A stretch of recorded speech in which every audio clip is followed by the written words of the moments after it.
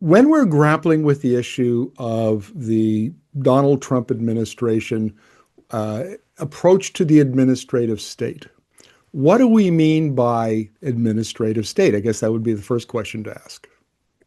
Yeah, so in terms of how administrative state is defined in popular modern politics, it's a little bit different than it's been historically. We have always had something that looks like an administrative element of what it is to be a government because someone has to do the executing of the laws or administering of the laws. But in modern parlance, it usually means people who are sitting in executive agencies, whether those are independent regulatory agencies or the departments that we have for the executive branch that make decisions or make rulemaking or have quasi judicial, quasi administrative, court like interpretations that apply to them. That's mostly what members of Congress are talking about when they talk about the administrative state. Would I be accurate if I defined it as the machinery of government? I think that's an accurate take on it. Yes, it's sort of the under the hood parts that allow it all to run, but you don't necessarily see it. Right. And within the American context, there is a struggle for power, a struggle for who's going to wield, who's going to control the machinery of government between elected officials and permanent bureaucracy. Is that kind of how you see this? You know, I don't call it the war on the administrative state, for lack of a better approach. Yeah, I think that's a fair way to characterize it. And part of this is lawmaking in the 250 years that we've had this American experiment going on has gotten increasingly complicated because the world has gotten increasingly complicated. And so there's this balance of what are legislators capable of doing. They don't know everything about every policy space, try as they might.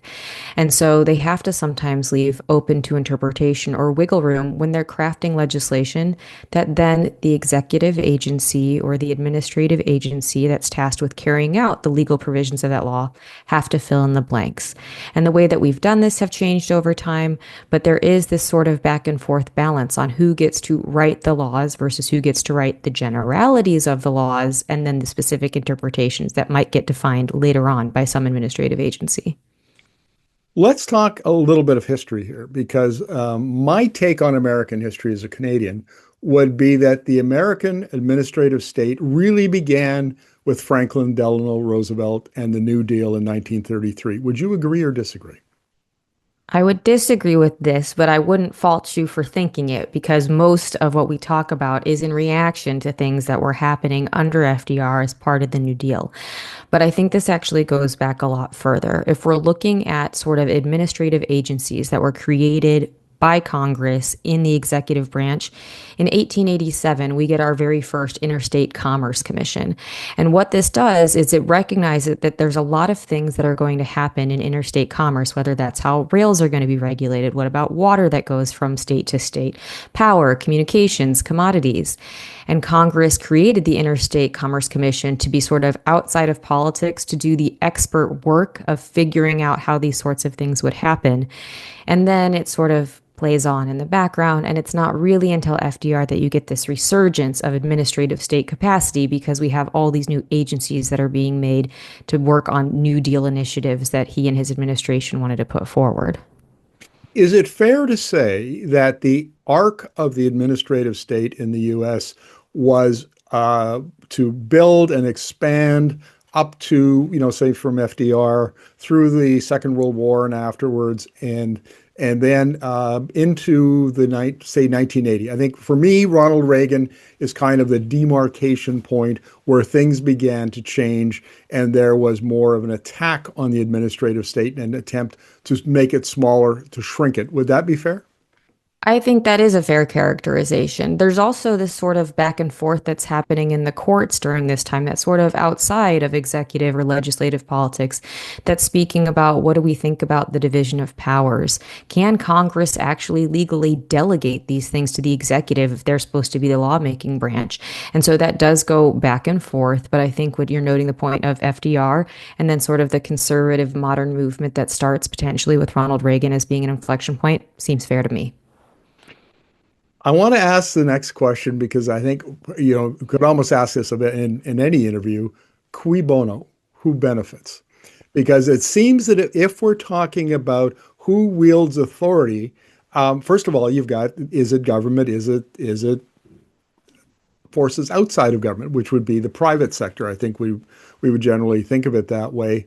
And it seems to me that a lot of the pushback against the administrative state, government authority, the machinery of government is coming from businesses, from corporations, from that private sector.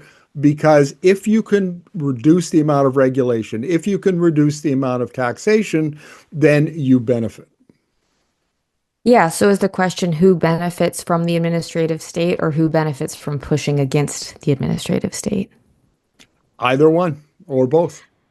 So I think in terms of who benefits, at its very generic, basic understanding, this allows legislators at the federal level to offload some of the decision making that they would have to do, some of the detailed understandings they would have to do in committee hearings, in marking up of legislation, if they can give some sort of rule that goes to those agencies for them to then later have experts determine things.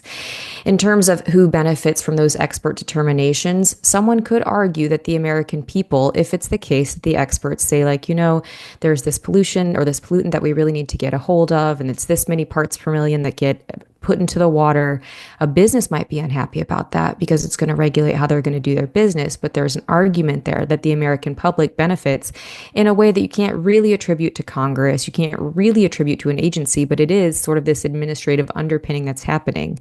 In terms of who benefits from criticisms against the administrative state, in the last 20 years or so, this has all been sort of lodged at regulations that are affecting the way that businesses either build their products, get them to market, have externalities that are going to affect health, economics, environment.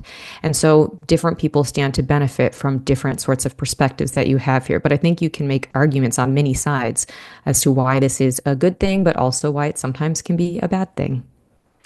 Let's talk about the thinking or the conception of the administrative state in American politics. I noted in one of your papers that you kind of set 2012 as the beginning of when American politicians really began to talk about the administrative state. Can you walk us through the stages from 2012 on? Yeah, and so this is looking at a very specific medium. It's looking at this taxpayer-funded creation of e-newsletters. Every member of Congress gets to send their constituent emails that say, like, here's what I'm doing on your behalf, or here are my priorities. And the term administrative state starts showing up in Republican leadership communications around 2012. And at that time, it's pretty technical, where it's sort of doing the work of explaining to constituents what is the administrative state or who's making some of these decisions that you might not see. You also will hear about like rulemaking times or comment periods. And so it's really sort of laying the groundwork for the American public because most people, even watchers of politics, don't have some sort of functioning working definition of the administrative state. There's plenty of people who study this intensely who do. And oftentimes we attribute the genesis of the term to some work that comes out of the 1940s. So there's plenty of people who are in the party network and the extended party network that have a conception, but it's not until 2012 that that sort of message starts to get brought to the American people through legislative actions in their emails. And what about Donald Trump is usually associated with the big pushback against the administrative state because in 2016, he ran on, draining the swamp. And that's been a consistent theme in his election campaigns, whether he was in government or whether he was president or not president. What role has Trump played in forming all of this? So I think we have to be a little bit careful because it's not clear to me that the Trump administration is uniformly against the administrative state generally. It's the administrative state that does things that do not agree with the things that he would like to see. So an example of this is if you have sort of this back and forth that's happening with the Department of Justice and the Department of Education with universities at the national level, that's an administrative state thing where it's saying the government are going to say, here's how you're going to do these things. If you want to get grant funding, what do you think of it? And so it's not that he's full administrative state bad. It's there's parts that he probably really has issues with. And instead of taking them on by saying like, this is problematic theoretically, What we've seen in this second administration is essentially just decimating the capacities of those administrative agencies to do the work by firing or rescising funds or making it so that they don't have the requisite amount of people to get things done. Like in some of the independent commissions, they have to have a quorum of a certain number of people there. If you fired and not replaced that number, then those things are essentially hand-tied and they can't do anything. Let's talk about the administrative state entering the sort of popular um, conversation. And you make the point that the administrative state is a catch-all populist slogan really began in 2023 and then became almost like a blueprint in 2025. Could you explain that, please? Yeah, so what I mean by this is the administrative state doesn't conjure up some sort of person. It's sort of this amorphous, nameless, faceless sense of bureaucratic red tape. That's like as best it can be. It sounds like a wonky term, but as congressional Republicans sort of hone in on this idea of deregulation being a popular thing for their constituents, it sort of turns into this rallying cry that it's not just sort of this legalese or procedure argument about like who gets to make what decisions, but instead it is there's this like shadowy government that you don't even get to vote on. These are people who are either in positions for life, sometimes it might be appointments during a specific administration, but no one likes the idea of government being done by figures that you can't see, know, or vote for. And so it sort of moves into that sort of popular rallying cry version instead of how Paul Ryan introduced it in like 2012, which was very academic in nature. And then it sort of moves to a more general tone in the communications that I see.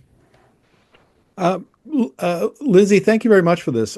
This is, of course, the first episode of a series that I'm going to be doing with you, and appreciate your insights here, and we'll look forward to the next interview. Thanks very much.